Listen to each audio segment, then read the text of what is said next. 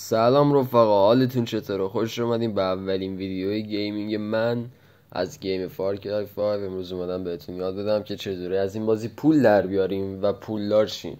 ببینید بچه‌ها، دو تا راه داخل این بازی هست که بخوایم پولدار شین. یکی اولی شکاره، یکی معمایی که خود گیم بهتون میده که مثلا برین دنبال اون پوله بگردید، مثلا طبق این الماس سر نقشه. بازم راههای زیادی میتونه وجود داشته باشه، ولی من فعلا این دوتا رو بلدم که میخوام بهتون آموزششون بدم. ببینید بچه‌ها، من امروز میخوام بهتون شکار رو یاد بدم که چجوری از راه شکار پول در بیارین. یکم پیچیده است، ولی اگه بهش کم دو سه بار امتحان کنیم براتون آسون میشه. ببینید الان توی مپ شمال جانسید میریم. بعد تو این قسمت بچه‌ها، این قسمت واقعا عالیه واسه شکار، چون همش مزرعه است و بوقلمون و گاو داره واسه طعمه گوشت. ببینید مثلا من الان این گوزنه رو شکار کردم. بچه‌ها حتما یادتون نره، حتما با تیرکمون شکار کنید. دلیلش رو الان بهتون میگم.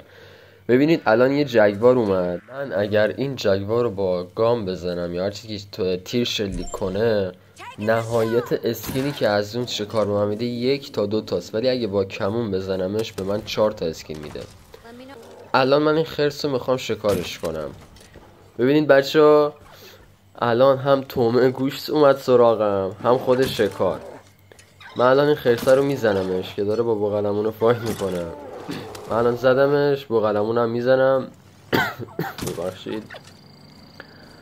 ببینید به من الان 4 تا اسکین خرس داد. این هم 2 تا گوشت بوقلمون. میریم برای شکار بعدی. یادتون نره حتما آرچر، کماندار آرچرتون رو با خودتون بیارین. وای میستیم. خب تومه هم اومد، خرسه میسپاریمش به آرچر، یه تیر بهش میزنه موقع که تو میاد سراغتون و آخری رو یارتون زد. بعد این هم یه دونه اسکین داد. چرا؟ چون اسکین های خرس من فول شد. میریم برای فروششون. ببینید بچه ها، الان 4370 دلار من از راه شکار در آوردم. فروختمشون. الان من 27000 دلار پول در آوردم از راه شکار. ببینید بچه ها، میتونین از این را برای خودتون گام بخرید، نمیدونم ماشین بخرید برای خودتون، گارتون رو آپگرید کنید. اگر خوشتون اومد از این ویدیو، لایک و سابسکرایب یادتون نره، خیلی خوشحال میشم. امیدوارم که خوشتون بیاد از این ویدیو. تا آموزش بعدی، بدرود.